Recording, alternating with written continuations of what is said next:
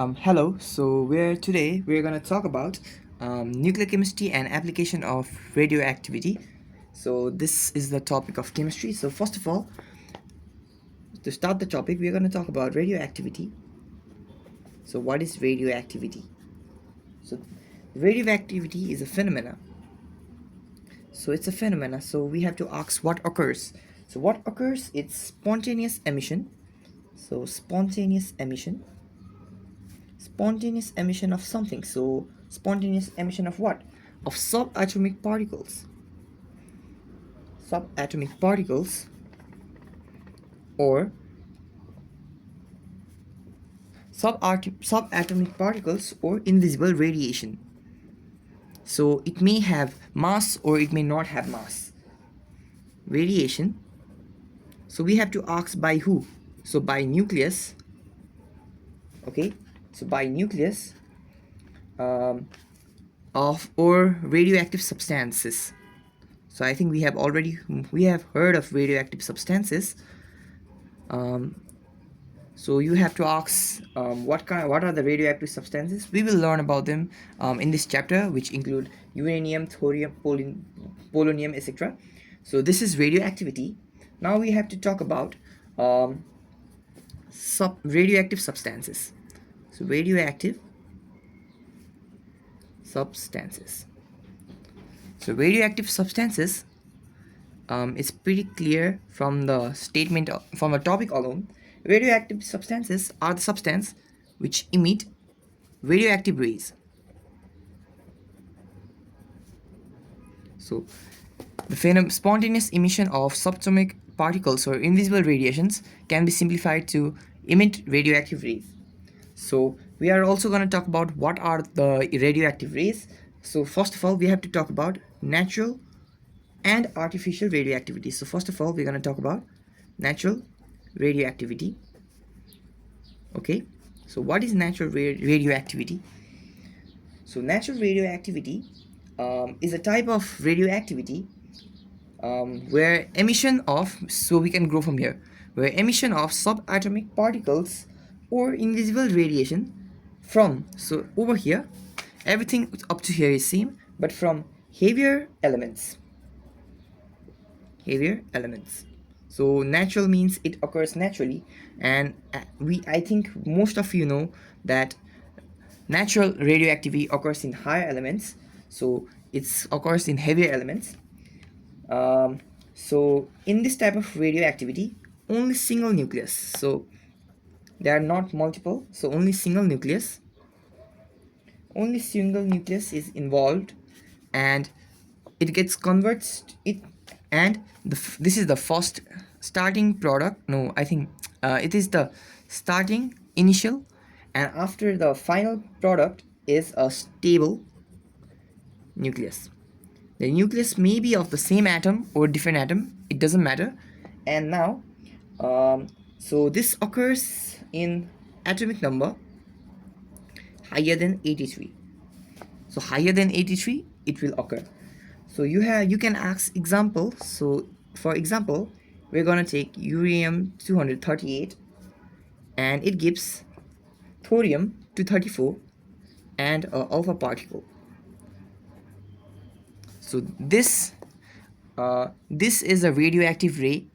Okay, and now we're going to talk about so this uranium is the beginning radioactive isotope, because it's isotope because it is one of the many forms of uranium, and it's radioactive because it gives radioactive rays.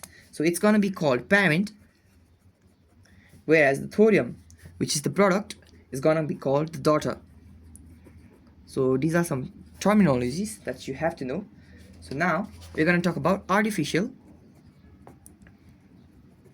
or induced radioactivity. So we have to first of all know about what is artificial or induced radioactivity. It's pretty clear from the name. So now here an element is converted to another element. So a parent is converted to a daughter. So we are taking this definition right now. So if a parent is converted to a daughter, such that the daughter is created by artificial means, which means um, then it's known as artificial radioactivity. So what occurs is, so what we take is a stable nuclei. We have to take a stable nucleus because stable nucleus won't naturally be radioactive. We take a stable nucleus of light mass, so smaller elements, and then we bombard them. Then we bombard them by projectiles. So, like, what type of projectiles will be the question? By projectile like neutron, so neutron, alpha ray, etc. So this will be the thing to convert it into, and this gives unstable radioactive nucleus. So unstable radioactive nucleus. So in natural radioactive, heavier elements go to stable nucleus, unstable single nucleus goes to stable nucleus, and it occurs at atomic number greater than 83. So here, stable nucleus of light mass, when bombarded by projectiles like neutron and alpha ray, become unstable radioactive nucleus. So now, if we have to take an example, the most famous example is this, and there is also a second famous example which we will learn in carbon dating, but uh, this is an alpha particle. So this is called alpha. Even the alpha particle is very similar to this type of helium. That's why uh, they are considered as one. So this is why I'm referring to this as alpha particle, and in exam both may be asked. So now after this, the product will be, and this. So this is proton. So this will be the product. So another example, I'm going to take another example. So I'm also going to bombard this with alpha particle, okay, and I get, so this will be a neutron. So this shows that in artificial radioactivity we can get proton or neutron, and in natural radioactivity we can get alpha particle, beta particle, and gamma rays. So now we have to know how to detect them. So I'm gonna write how to detect alpha rays, beta rays, and gamma rays. So this is a very valid question, and which may be asked. This is a very important concept that you must know. So first of all, let's take a radioactive substance. Okay, so if I take a radioactive substance, it's gonna radiate radioactive rays everywhere. So in order to stop this, I will have to keep it in a isolation. So I will keep a lead block which will prevent this radioactive rays to go elsewhere, and it will only go in the direction that I want it to. So let's say I create a box like this. So this will be the part where the rays can go. Okay, so this will be made of lead, because lead is very good blocker of radioactive substance, and this would be radioactive substance. So now the radioactive substance will decay. Okay, so as it decays, it will go straight. Okay, so in this ray right now there is alpha, beta, and gamma rays. So but if I keep two plates, one positive and one negative, there's gonna be an electric field. So the beta particles which have negative charge, they are gonna go upwards, whereas alpha particles which has positive charge will go downwards, and gamma particles which are chargeless will go like this. So if I keep a material which is fluorescent in nature, we can see by the light created what rays are being separated. So this will be a photographic plate, and these are electrically charged plates, and this will be beta ray, so minus, which means they are negative charge carriers. These are gamma rays which are chargeless, and finally alpha rays which are positively charged. Okay, so now we're going to talk about types of radioactive rays. So these are the radioactive rays and we're going to talk about them. So topic is radioactive rays. Okay, so number one, alpha ray. Okay, and number two, beta ray, and number C, gamma ray. Okay, and now we are going to create columns. So now it is denoted by 2He4. Okay, it's denoted by 2He4, and beta are represented by electrons. So this is the representation for beta particles, and gamma particles are represented as this. So basically the gamma. So now on next point, they are positive charged. So positive, beta are negative charged, and these are neutral. So chargeless. Okay, chargeless. Now if we talk about this, mass is 4 times of hydrogens. Okay, mass is 4 times of hydrogens. Beta particle has 0 mass. Okay, and gamma particle is also massless. So this is approximately 0 mass. Okay, and this is massless. Now another point we have to know is the velocity is 10% the speed of light for alpha rays, so which means they are slower, and velocity for beta rays is 99% the speed of light, whereas for gamma rays velocity is the speed of light. Okay, so now we are going to talk about ionizing power. So ionizing power is highest, so I'm going to do double arrow for very much. And for beta rays, ionizing power is still good but not that great, and so I'm going to do triple arrows, so it's going to be easier to understand. So triple arrow means most, and this is a little lower, and ionizing power of gamma rays is least. Okay, but if ionizing, this is most, but penetrating power, so I'm going to write penetrating power. So penetrating power is the lowest. Okay, is the lowest, which I'm going to represent with a downwards arrow. It's fine over here and it's great over here. So this downwards arrow not does mean it's negative. I mistakenly wrote downwards, so I'm gonna follow this. So now we're gonna talk about so we have talked about the penetration power, so we are going to talk about how much it can penetrate. So number one, it can penetrate, it can be stopped by, because it can penetrate below this, so it cannot penetrate one thick aluminium foil. So 0.1 mm aluminium foil.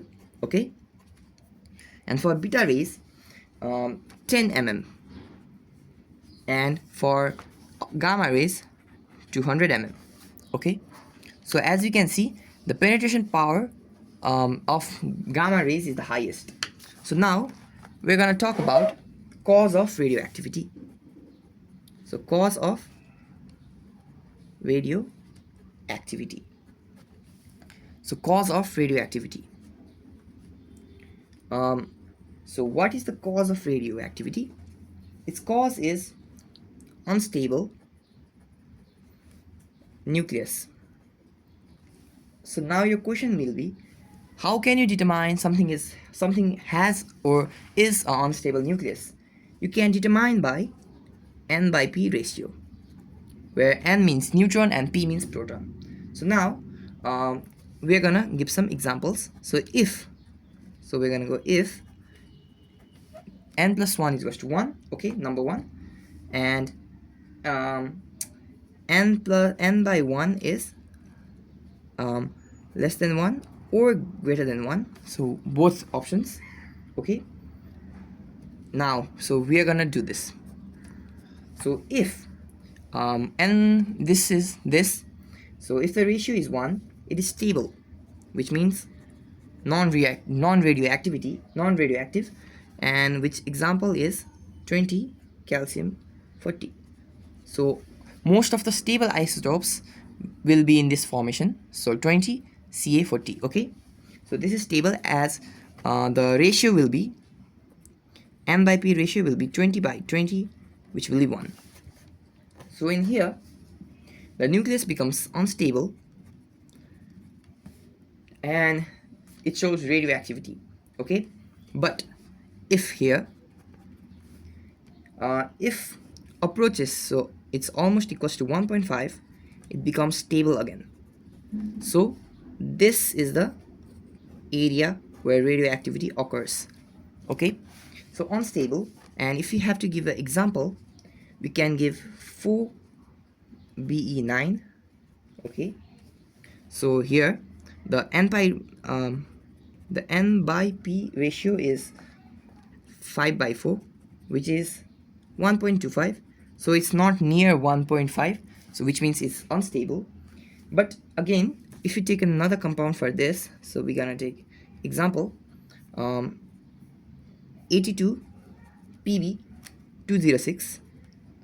Here the n by p is equals to 204 by 82, which is equals to 1 by 2, so it becomes stable again. Okay, so now we're going to talk about the units of radioactivity, because we have to measure the radioactivity of compounds and elements. So this is very useful. So units of radioactivity. So first of all, we have to ask what are the units of radioactivity. So they are measured in various ways. So they are measured in becquerel. So the spelling is BEC, QUEREL, Curie, and Rutherford. So it is CU. Okay, Curie and Rutherford. Okay, so the most widely used is Curie. Okay, most widely used is Curie, and Curie is defined as the quantity of substance which that produces 3.7 into 10 to the power 10 disintegration per second, or DPS. So we have one Ci, means which Ci means Curie over here. So this is Curie. It's going to be 3.7 into 10 to the power 10 DPS, so disintegration per second. So this is something that you have to remember. This is important data. Now in small units we can have 1 microcurie, 1 millicurie, and which will be scaled according to how you would scale other units. Now also, for extra information, you can write 1 Rutherford, which is 1 RD, which will be small r and d. It will be equal to 10 to the power 6 DPS. And also with this 1 becquerel, so 1 becquerel will be big, the full name will be written. Okay, 1 becquerel, it will be 1 DPS. So now we're going to talk about nuclear reaction. So what are nuclear reaction and the terms related to the nuclear reaction? Okay, so when um, nuclei shows radioactivity, it can shows in two ways. Number one is nuclear fusion, and the second one is nuclear fusion. So we are gonna talk about nuclear fission. So nuclear fission reaction. So if we take nuclear fission reaction, first of all we have to talk what occurs here. Okay, so here heavy nuclei. So it occurs in heavy nuclei, and they are also bombarded with high energy particles. Okay, so like in artificial radioactivity, heavy nucleus are bombarded with high energy particles to give lighter nuclei.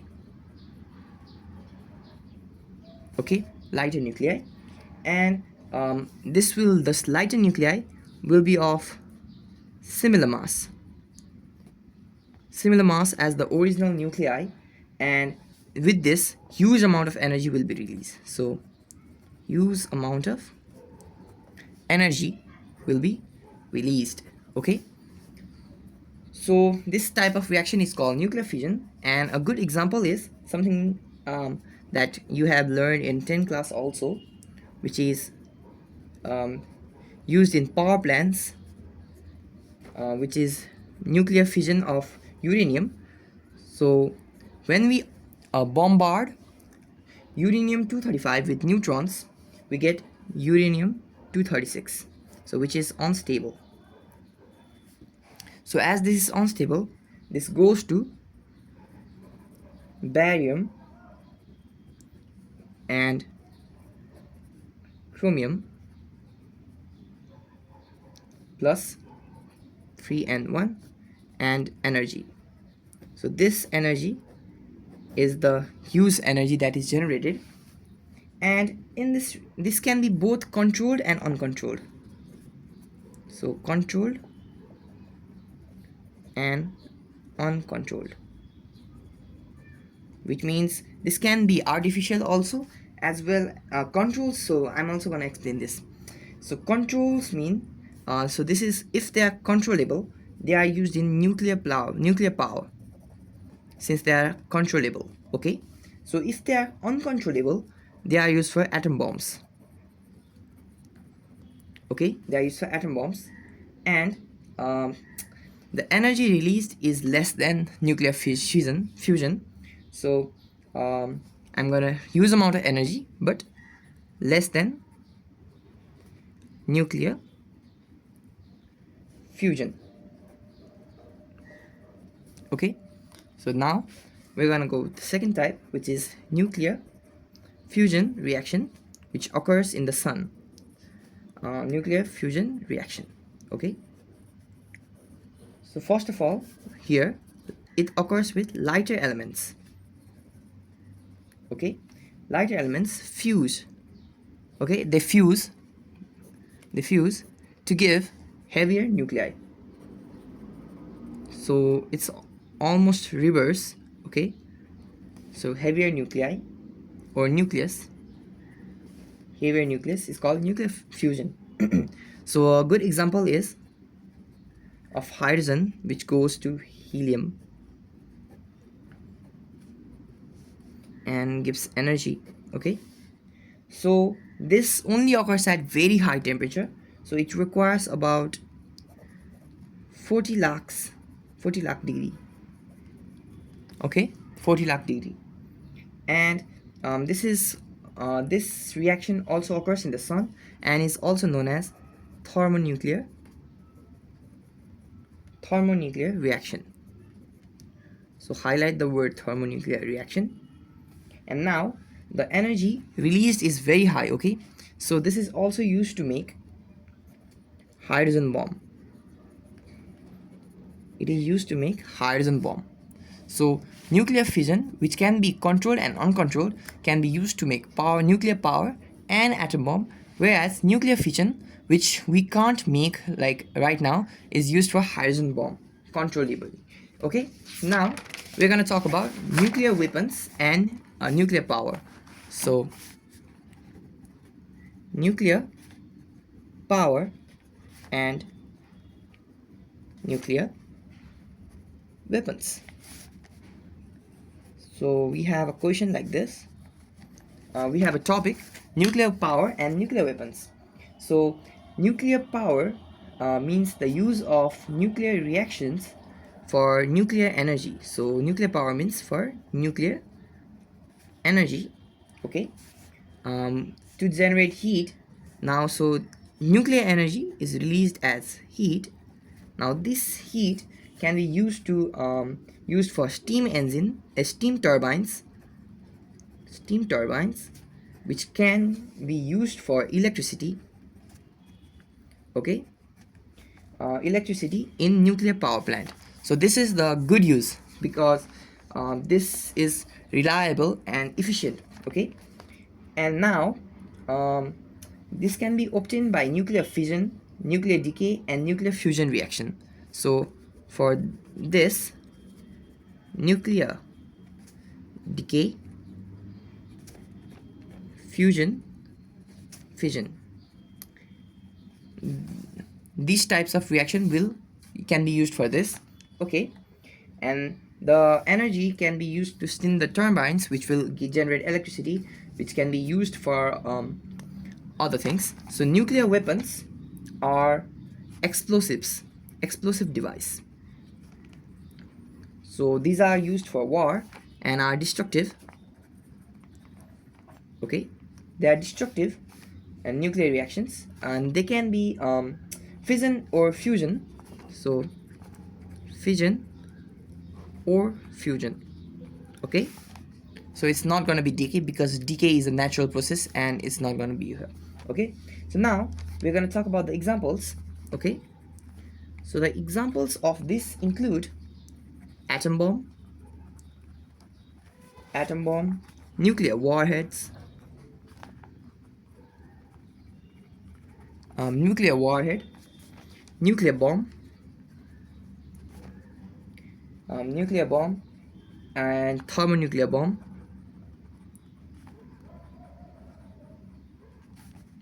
So generally we use fission for these reactions, but if we use fusions, fusion is gonna be thermonuclear bomb. Okay, so now this is the topic for nuclear power and nuclear weapon. Now we're gonna talk about industrial use of radioactivity. So the industrial use of radioactivity is an interesting topic because it shows the use of radioactivity and their applications in various fields. So number one, so this can be written in any order. Okay, so it can be used to um, find suitable lubricants. Okay, find suitable lubricants. Okay, so it can be used to find suitable lubricants. Okay, so and now B. So how we can find is we take a thing and we put the lubricant in it, then we bombard it to neutrons, then the lubricating oil either decomposes or something occurs, and by that we can see if the thing, so example, if it's a piston, if we apply the lubricant and expose it to the neutrons, if after exposing it to the neutrons the piston is still good, then it's gonna be a suitable lubricant for the piston. So that's the example. And um, another will be self-diffusion. Self-diffusion is a phenomena.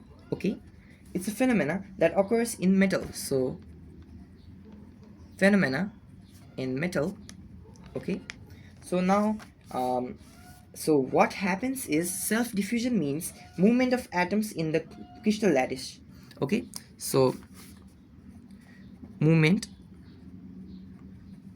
of atoms in crystal lattice, and this is studied by radioactive isotopes and how they behave. Okay, so this is another application. The third application can be for uniformity of mixing. Okay, this includes for petrol, so petrol, greases, and lubricating oils.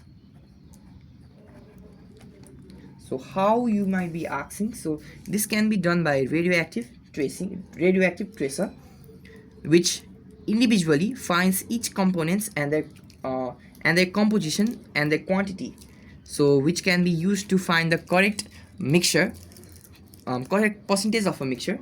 So now number D. Okay, so gamma rays, which are generally obtained from cobalt 60, are used as catalyst. Okay, because gamma rays are can be used as catalyst. So now you might ask where this catalyst is used for preparation or manufacturing of ethyl bromide from ethylene from ethylene and HBr. Okay, so it can be used as a catalyst. So it is used as a radioactive tracer and find suitable lubricants. Okay, so now number E. uh, so it's also radioactive cancer radioactive isotopes that are in a metal. They can also be used to find to do let me explain this once again. So basically, by incorporating radioactive isotopes in the metal, it's possible to change the chemistry and change the physical state of the um, metal. So it can be done like case hardening. Okay, case hardening will be an example. Annealing. Okay, quenching and cold rolling. Okay, etc. So this is done by metal plus radioactive isotope.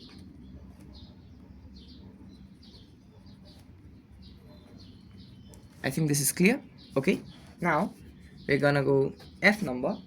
So um, it's also used for studying lubricants. So studying lubricants, we first of all discussed about finding suitable lubricants. Now it's about studying lubricants, which are equivalent, which are almost equivalent. But if you need more points, I'm giving you more points. So now number Z, um, it's also radioactive carbon. Okay, so radioactive carbon, which is C14. Okay, it's also used for various industries, which are like alkylation, polymerization,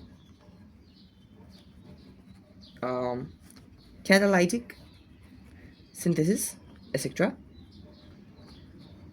So they are C14, which is a radioactive isotopes, is used for this many process. So now for the next topic, we're gonna go medical uses. Medical use, medical use of radioactivity, and this is an important topic which is generally asked in exam. Okay, so medical use of radioactivity. So now there are many uses. So number one, phosphorus,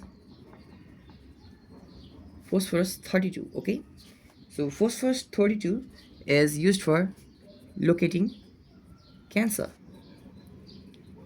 Not all cancer, but locating some cancers, and um, and malignant growth. So malignant means dangerous, and growth. Okay, so why, you might say, because the reason for this is fast growing cells. So fast growing cells, generally cancer cells are fast growing cells, tend to accumulate more phosphorus. So phosphorus is more, which is why it is easier. So if there is fast growing, it means that their phosphorus content is more. So another is cure for leukemia. Cure for leukemia. Okay, and another is radioactive iodine and arsenic. Okay, so if you take radioactive iodine and arsenic, so both of them can be used. They are used for locating brain tumors. Okay, so locating brain tumors. Now the iodine 131, so iodine 131 can be used for detecting disorders of thyroid gland. Disorder of thyroid gland. So detecting. Okay, detecting disorder of thyroid gland. Now gold 198 is used for curing cancer. So some form of cancer. So whenever I say cancer, it doesn't mean every cancer, it means some cancers. Okay, so and then another is sodium 24. Sodium 24 is used for examining circulation of blood. Okay, so examining circulation of blood. And number Z, so cobalt 60, which we talked about, it can be also used from beta emitters. So cobalt 60 beta emitter forms nickel 60, okay, which is strong gamma emitter. Okay, so cobalt 60 beta emitter forms nickel 60, which is a gamma emitter. So here we also talked about gamma rays from cobalt 60, which are actually nickel 60. Okay, so now so this gamma emitter also has some use. This gamma emitter can be used for curing cancer. So I'm gonna take this over here, curing cancer. Okay, so curing cancer, and this is cheaper and safer than radium. So we used to use radium, but now we use cobalt 60, which gives nickel 60, and which gives gamma rays, which cure cancer. Okay, so now the final topic of this chapter, the final topic of this chapter is radioactive dating. Okay, so most of the concept will be also repeated in physics, so I will also explain them more in depth in physics. Okay, so in radioactivity, radio carbon dating, we find A's. So A's is found. So A's is found of um, basically dead things, so fossils and fossils, etc. So how you find this? This is found on the basis of the ratio of C14 and C12. So now your question may be how? Okay, so the thing is plants. Okay, so first of all, plants take CO2. Okay, as they take CO2 from the atmosphere, the CO2 contains small amount of C14. Okay, so you gotta understand this. So this C14 comes from um, cosmic rays. So this comes from cosmic rays. Okay, so cosmic rays from the upper atmosphere. So cosmic rays from upper atmosphere, and these cosmic rays are neutrons. Okay, so these cosmic rays are generally neutrons, and plant take up small amount of CO2 with small amount of C14, which are obtained from cosmic rays from upper atmosphere, and which are generally neutrons with ordinary nitrogen. So with ordinary nitrogen. So this in simple, plant plus CO2 plus C14 plus nitrogen. Okay, so nitrogen will be N14. Okay, now here when this occurs, the nitrogen gets bombarded by neutron, which gives us 6C14 plus 1H1. Okay, and C614 also decays, as it is unstable, into back to this. Okay, and its half-life, so this is the symbol of half-life, and its half-life is 576 years. Okay, so now so the ratio C14 by C12 constant for living, as they are replaced, C14 is replaced at steady rate. Okay, C14 is replaced at steady rate, but when the C14 when the animal dies, the C14 does not just decays, but it's not replaced. So the ratio gets smaller and smaller. Okay, so you might ask, how are human beings which do not take up CO2 have C14 by C12? We have them because we eat plants, and the animals who don't eat plants, they carnivores, they eat animals who eat plants, so generally everything gets. Okay, so now, so let's write dead. So when someone is dead, okay, so when someone is dead, um C14 is not replaced. Okay, so the ratio of C14 to C12 decreases, and by measuring their half-life we can determine how much the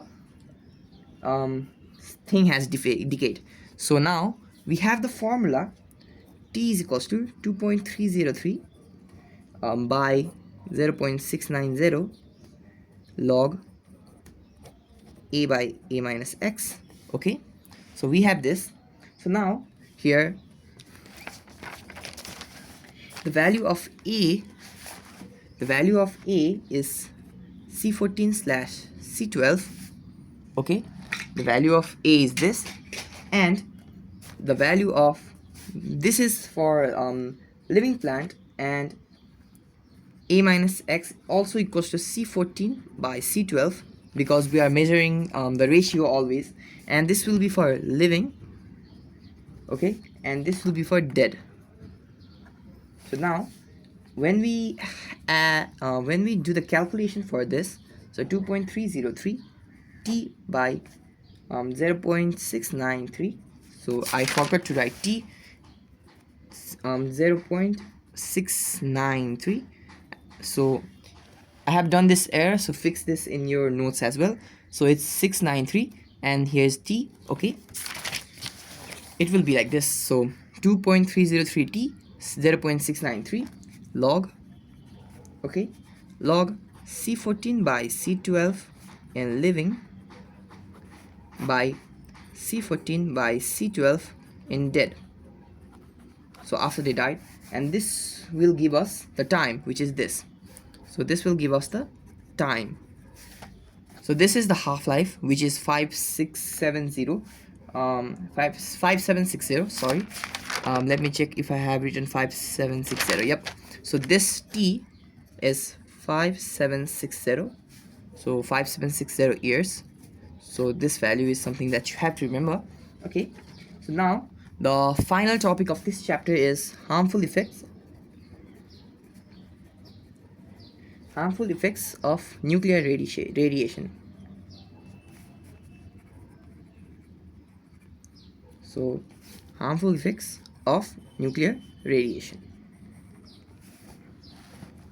So what are the harmful effects of nuclear radiation? This is something that works for like everything. So number one is pollution.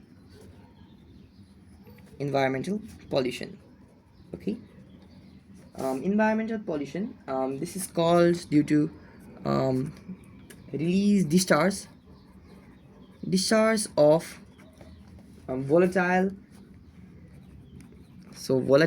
radioactive isotopes. So radioactive isotopes to atmosphere. Okay, so environmental pollution is caused due to discharge of volatile radioactive isotopes to the atmosphere, and also leakage due to leakage. So this leakage may be in um, water. So leakage may be in water, so I'm going to say in water. So the leakage occurs in water, and other harmful biological effects. So that is also another thing like that is harmful. So harmful biological effects. Okay, and like genetic mutations,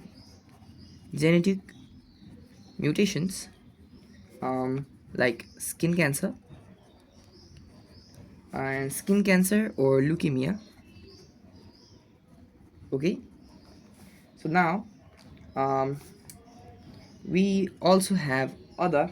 So the others will be damage organs and tissues. Okay, they can also damage organ and tissues, some of them, not all of them. And um, so um, so iodine 131, okay, they can damage healthy thyroid. So so iodine 313 has a half-life of 8 days and is rapidly taken up by thyroid gland. So, and it's eliminated quickly, okay. But if it persists, it can damage the healthy thyroid, um, and these are the harmful effects. So we're gonna do a quick revision. So number one, nuclear chemistry and application of radioactivity. So first of all, we talk about radioactivity. Radioactivity is a phenomena of spontaneous emission of subatomic. So once again, okay, nuclear chemistry and application of radioactivity. Radioactivity, phenomena of spontaneous emission of subatomic particles or invisible radiations by nucleus or radioactive substances. So radioactive substances are the substances which emit radioactive rays. Natural radioactivity is done by heavier elements where single nucleus breakdowns into a stable nucleus and occurs with atomic number greater than 83. Example will be decay of uranium 238.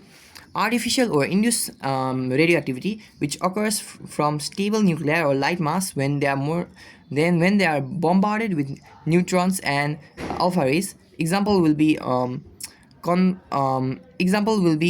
from turning nitrogen 14 to oxygen 17 by bombarding it with alpha particles. Now, how to detect? We detect it by plates. So electrically, by creating potential difference, we can measure, and we can also measure them by magnetic field, which we will learn in physics. And the radioactive rays, there are three types: alpha, beta, and gamma. Alpha is represented by 2He4, beta is represented by 0E-1, and gamma is represented by gamma.